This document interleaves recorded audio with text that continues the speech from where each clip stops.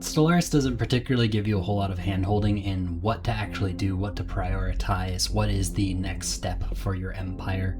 There is this empire focus thing, which is a decent starting place, as kind of a tutorial thing, I guess. I've never really used it. But what I really want to talk about in this video is just how to choose what things to do, what to prioritize, especially kind of in the early game, how to build a good foundation for your empire. Wanted to let you know that I have a brand new channel out right now called Octoplots. I'm going to be making video essays about games, movies, world building, alternate history, or whatever else happens to catch my interest.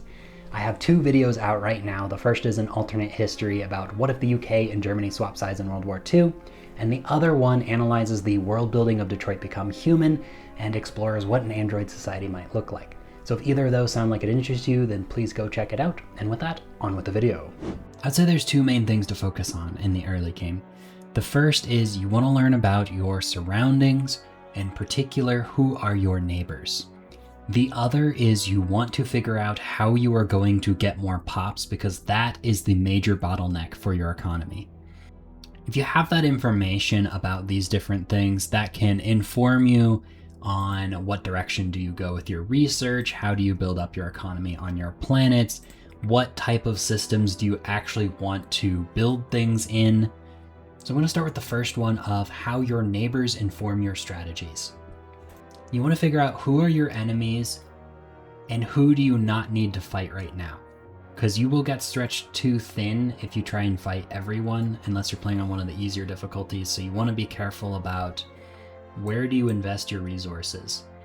So we've made first contact with a new species, and we really want to focus on who is this empire. So they are fanatic xenophobes and militarist fanatic purifiers. So they are a massive threat to us.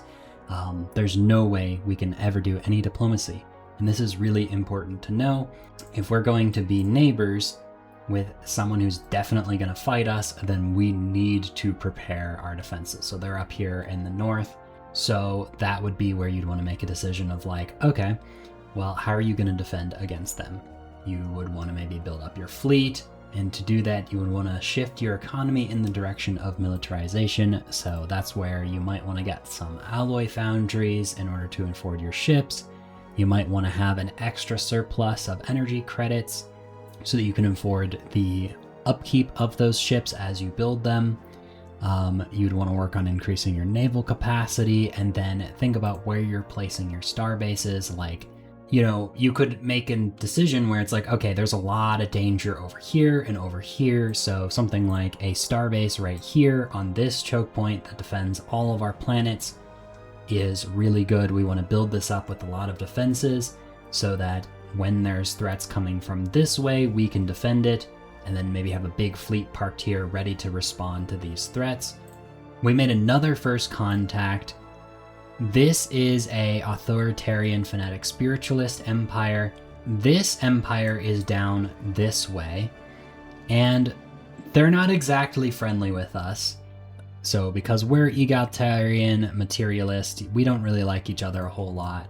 We have some conflicting ethics, though they're at least somewhat open to the possibility of diplomacy, unlike the fanatic purifiers. You don't want to end up in a war with this empire down here and this empire over here at the same time.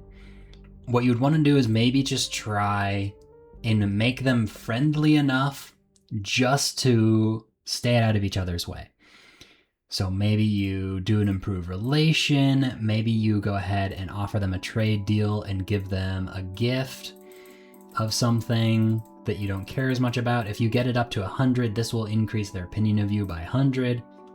So you can give them a gift, improve relations, and just do anything you can to maybe get a non-aggression pact if it's possible, or just get this opinion up.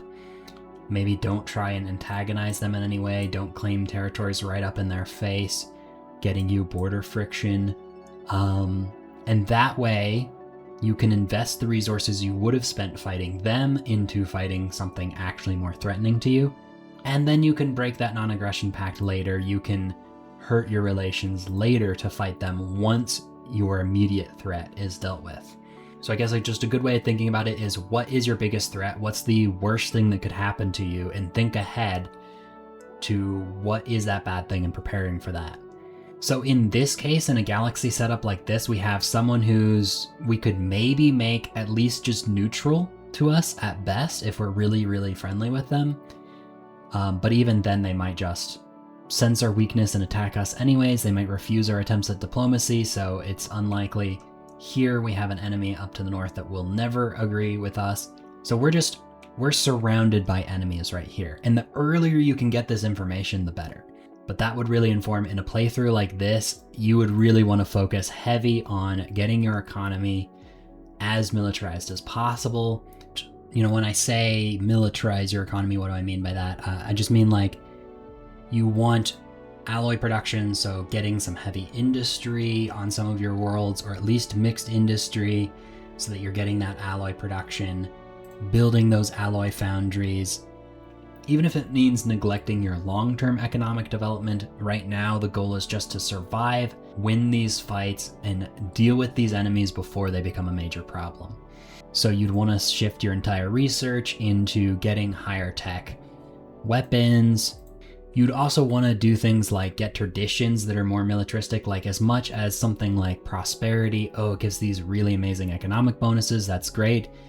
If you die, you're not going to get the time to actually make use out of that economic benefit, so you might want to go for something that's more like supremacy. Get that additional damage, or maybe get defense, depending on kind of what your military strategy is for that fight.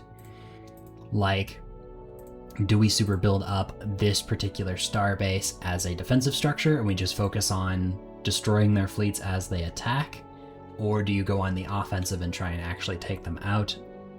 So with that, once you make first contact, it's really good to, say, get some spy networks going on potential rivals so that you can learn what is their relative tech level to you, how dangerous are they, and that can kind of inform your decision of how you defend against that threat. And when it comes to deciding on what direction you want to expand into, can you cut off your enemies from valuable resources like planets or things like that, because you don't necessarily want your rivals getting all of that powerful stuff?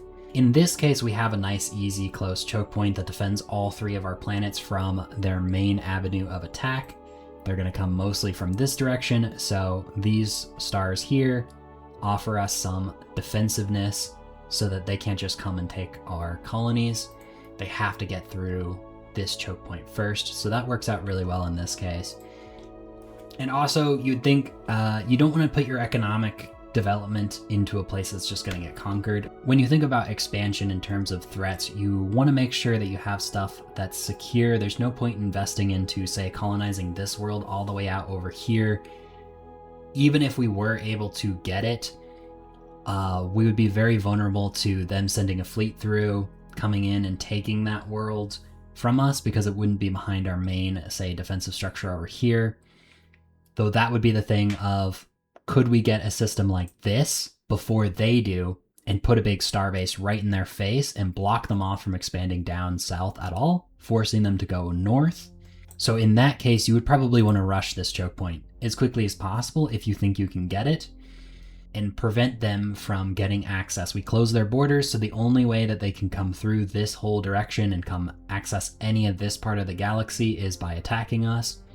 That can be a potential way of really reducing their means of getting resources. If there were, say, another empire over here, somewhere in this region, then they would basically just have this little section of the galaxy, and then otherwise they'd be cut off.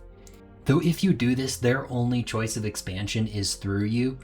So maybe alternatively you actually let them expand and stretch themselves thin, get into a fight with, say, someone over here, and then you can exploit that opportunity when they're fighting someone else, instead of their entire power being focused only on you. It's those kind of decisions that you want to think about, of how are you manipulating other empires that are both threats or allies to do things you want them to do, what would be beneficial for you. So here's another potential example of a different setup here. We've met these 2 different empires. This one is a egalitarian fanatic xenophile, so they're actually quite friendly with us. We don't have to worry about fighting them if we don't want to. And then we also have this empire over here, which is another fanatic xenophile, and they're pacifists. So despite them being suspicious of us, they're not really the type to just come declare war on us. We could probably easily improve relations and get them out of the suspicion. Something like this. It wouldn't necessarily be too bad. So in this case, we're surrounded by empires that are not really that big of a threat, at least in terms of, being directly conquered and losing the actual game. So in this case, we probably don't need to invest as fanatically into military buildup. Now, it's still useful because there's whatever different space entities that you might want to clear out or whatever else. So depending on your empire build, this is going to make a major influence. Are they conquest targets of you? Are you going to try and vassalize them or conquer them? In which case, go back to that previous strategy of building up your military and preparing to attack them. Or do you want to play friendly and really focus on building up your economy and your societal development so you can really start snowballing? But you don't really want to make a risky choice like going all in on unity and research and neglecting your ships until you know that you are generally safe because your neighbors aren't going to just immediately attack you. When it comes to actually attacking and being the aggressor, you don't want to stretch yourself too thin by making too many enemies right away. So think about, who are you targeting first? Who are you targeting later? So in this case, we have this one who's already cordial, they're already friendly with us. I would say, build that relationship while you have it. If you can, establish an embassy, improve relations, try to get a non-aggression pact, something like that. And you can come back and fight them later, but that way you don't have to worry about them forming a defensive pact with, say, this empire over here because you're too aggressive, and then suddenly now, you could maybe handle one of them on their own, but both of them together is too strong for you to attack them. And if your empire build was relying on you getting that early expansion, that can really slow you down. When you say declare war, you don't want to just think about, oh, I'm stronger than this person, so I'm going to beat them. But you also want to think about who's going to exploit that conflict while you're distracted. Because someone else might declare war on you while you're already at war with someone else, and now suddenly you're in a two-front war, and that can be really dangerous. Make sure you're actually safe to go for it. Like, a good time is maybe this person over here is fighting someone else over here. That's the good time to go after this person because they're probably not going to want to start a two-front war. But if they're just sitting there looking at you and they're just kind of like, I'm mad at you, they're going to pounce on you the second you give them an opportunity. Say you miscalculate a battle and you end up losing one of your fleets, and suddenly your military fleet ranking suddenly plummets because of that. They're going to be like, ooh, you're a vulnerable, easy target, and then they join the war against you. And now you're in a lot of trouble. You just lost your fleet and you're fighting two different empires at once. So moving into more of the mid-game, one of the things that you want to try and accomplish is prevent the AI from forming a big power block against you. These two had a defensive pact with each other. This would be a really tough multi-front war. So in a playthrough like this where we're trapped in a corner and our only expansion paths are into one of these two, it would require us to make sure they don't become friends with each other or really quickly take out one of them before they can form that kind of relationship, if you can. Or maybe if there's an empire down here that we could maybe be friends with and try and get, they're attacked in this direction while we're attacking in this direction. Unfortunately, in this case, there's two genocidal empires down here, so that's not going to be too helpful. So maybe we'd want to try and be friends with this empire over here, get them to attack this direction, us to attack this direction, something like that. Just kind of thinking of long-term strategy. That is assuming you're kind of hostile, which in this case we are. So something like that could work. You want to be looking for how to make sure you don't get trapped in a corner and slowed down so they can go off and expand and get huge while you're kind of stuck being more centralized. You'd want to be focusing on, I guess, a more tall build if you have less territory. So there's defensive pacts and then eventually federations. That can be annoying to deal with. There's also empires just forming big through conquest or even picking up a lot of vassals. So in this case, this empire over here is a vassal of this empire, which you can see through the unions map mode. So you want to kind of prevent a situation like this where you have a big enemy here with another vassal, and then they have their ally over here. This would become a massive, massive conflict that we just really don't have the power to deal with. If you can, try and weaken those agreements and pacts before they get too big, before they get too powerful. And if there's a weak power, a weak empire that's been battered, someone will jump in and try and vassalize them. So you want to be the one to get some of those vassals. You want to get in on that, be aggressive while the galaxy's a little bit more disorganized, because once you form into a situation like this, breaking this up will require a absolutely massive and very difficult war. These kind of wars can be really tedious because you're fighting on lots of different fronts, and it can be overwhelming just from like a mental bandwidth standpoint. So if you can, kind of divide and conquer before they form some kind of big federation or big empire that becomes annoying to deal with.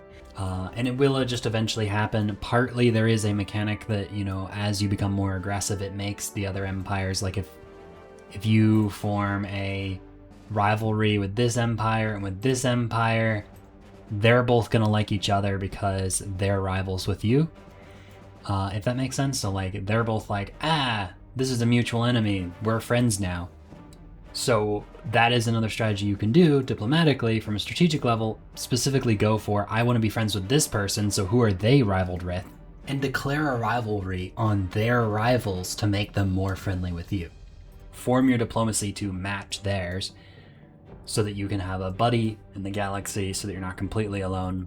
And then you can always turn on them later. Like nothing's permanent. You can always change your mind later once the situation changes. So think of alliances as kind of a temporary tool. I'm going to be friendly with this person just to get them off my back while I deal with this person. And then once this person's dealt with and I'm like way more powerful than them, then that whole situation can change later.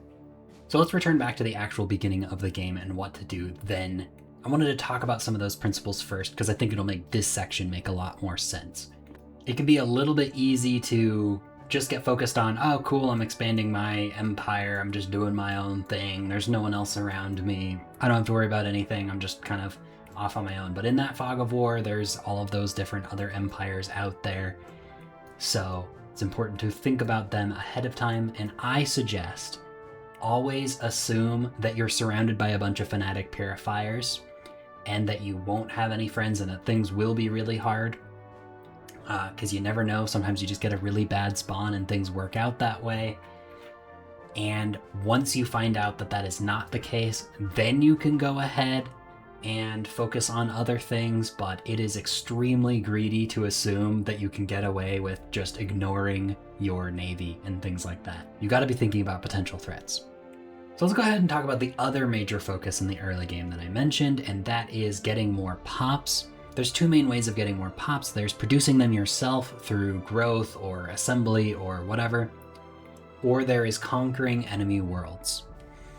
So if you have a more militarist empire build where you're really leaning into that kind of conquest approach, then your goal is to conquer an enemy world that has a bunch of pops and mostly focus on that as your main way of getting pops. So you maybe are okay with getting a little bit less of your own pop growth if it means you can win that early war. If you get a whole 5,000 pops, that would be otherwise hard to actually grow in the same amount of time frame. So conquest is definitely a faster way of getting pops, but of course you have to win that, whereas growing pops is a little bit more reliable, if not a bit slower. With pop growth, I talk about this in my economy and planets guide that I made more, so if you want more depth about that, but a basic overview of how pop growth works if you want to maximize it. Here under colony size, there's this colony capacity. A general rule of thumb is that if you're at about half of this capacity, you get the most amount of population growth. Basically, a quick way of thinking about it, if your planet is underpopulated, you have reduced pop growth, and if your planet's overpopulated, you also have reduced pop growth, so you want to find a balance between the two of those. So, this colony has a capacity of 6,800, so we want to have about 3,400 pops on this planet. So we're way over that kind of sweet spot. Your early game planet is going to be overpopulated, and you want to get some colonies off so you can migrate these pops away to those colonies and that will improve your pop growth. So you want to find different habitable worlds near you. So say, for example, we can immediately see this continental world. So first step is almost always get a colony going as quickly as possible. That's like your first goal, typically speaking, in most empire builds. So we want to be able to get enough consumer goods to actually afford this colony ship. So you want to think about how are you going to get those consumer goods. You can do the math of how many months it will take to get up to 200 to afford that colony ship and start working towards that. If you're not making enough, maybe you increase your consumer goods to get it, or you buy them from the market. These are kind of like, that's where you're like, things will start to flow together, making choices. And it should make it where you know exactly what you're doing because you know what your bigger term goal is. So kind of think of what's your long-term goal, what's your medium-term goal, like how do you accomplish that, and then small steps. So getting our science ship over here to survey this world and getting the resources we need to build a colony ship, that is kind of like our first objective. So we want to be really careful with our alloys. We want to save some of these alloys for the actual colony ship and some of them to actually build that starbase so we can claim this system as well to get that colony going. And then we want to find the other worlds that we can colonize. If we have the guaranteed habitable setting enabled, then we want to find that other one. We see one of them here, this continental world, but we want to find the second one. The other planet there is a different planet class than ours, so it's not going to be particularly habitable. It won't make for a very good colony. There's two different ways that you can explore. There's, of course, your science ships, and they can actually survey for you. But you can also use your military ships if you want to. This can be a little bit more micro-intensive since science ships can be sent to passive, so they'll just fly away if they encounter danger, so that makes them pretty safe. You generally don't lose too many of them. They're fairly safe. Military ships you need to be on top of. If they end up bumping into a big enemy fleet, they'll just get destroyed because they're actually going to try and fight it. So you do have to watch them more. But so basically you need a leader in order to go into uncharted systems. You need a leader either on your science ships or you need a commander on your military ships. So it can be useful to early on send out your fleet to chart some of the unknown territories. You want to find other empires and you want to find useful planets nearby. That's kind of the main things you're looking for. It can also be useful to find those choke points and think in advance where you might want to be placing your defenses. So you can scout around like this. You can be even more aggressive and split your fleet into smaller ones if you want all your different corvettes with different admirals.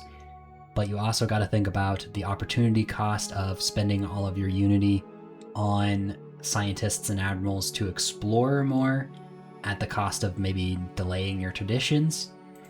So it really depends. Do you want some of these bonuses from the traditions more, or do you want that information more? It kind of depends. I'd say that traditions are probably more valuable than just getting leaders to explore too aggressively. Because at some point you don't really need to know about an empire that's all the way over here right away, because they're not really going to be a threat to you. So just think about things that are within the range of they could declare war on you and they're actually kind of scary. You don't need to see the whole galaxy right away. Okay, so we found 2 continental worlds over here, so that's pretty good.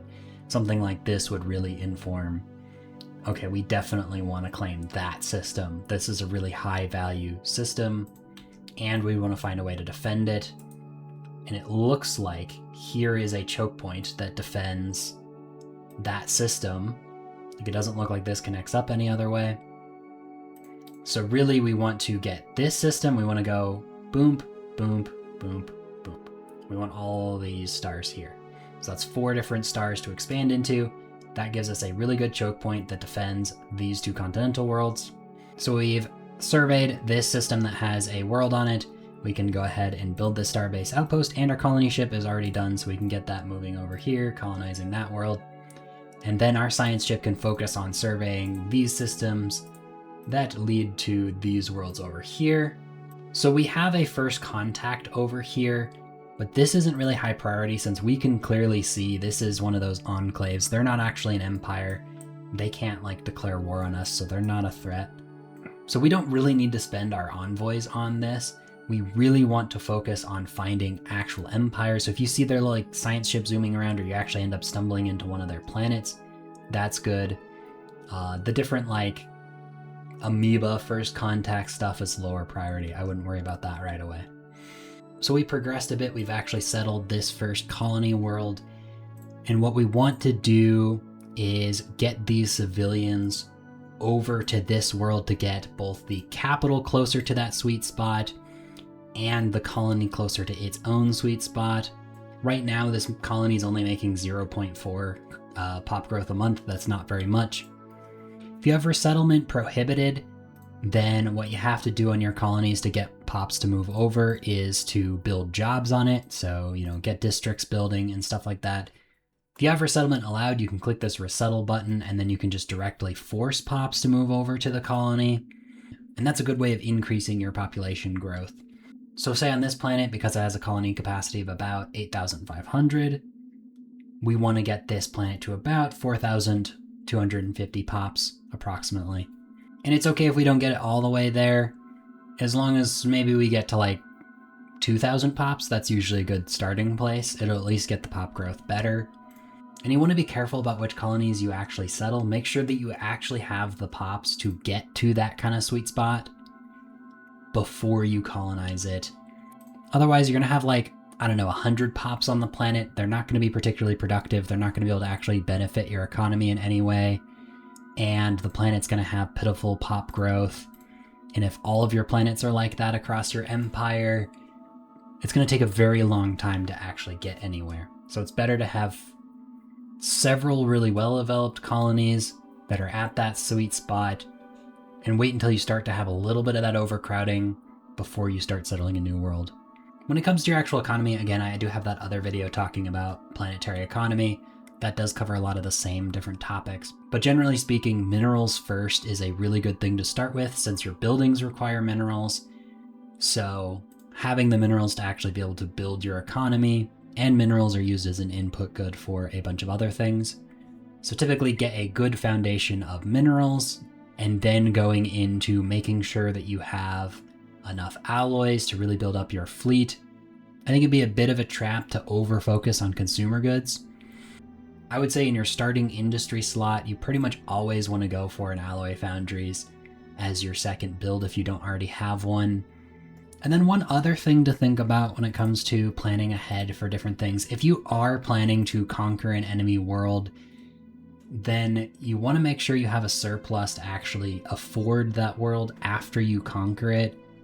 Because say, for example, if you are getting you're taking a world that has 5,000 pops on it or so, you're going to have to feed all of those pops. So maybe think about getting a nice surplus of food and consumer goods to be able to afford all of that in advance for those new influx of pops. Otherwise, that can really strain your economy suddenly capturing a planet. Because when you do take a planet, it usually is really unstable. And that means it's getting a lot less output than it had from its original owners. On this world here, we're getting a 21% bonus resources from jobs, and that's really great. But when you conquer it, if it's at negative 20%, that could be a change in 40% less resources from jobs. So a otherwise productive planet right after it's conquered, particularly if it also has devastation on it, can really impact its ability to actually be viable economically for a while until you can get it back online. So you're basically just going to have to feed the pops even though they're not very productive right from the start. So as a general overview of some of the things to think about in the early game of how to expand, why to expand in a specific direction rather than another one, hopefully that helps make other choices that you need to make more clear as long as you have the information on some of these things. And again, please do go check out Octoplots. I would really appreciate it. I've been spending a lot of work on this and I'm so excited to finally have it out to the world. Either way, thank you so much for watching and goodbye.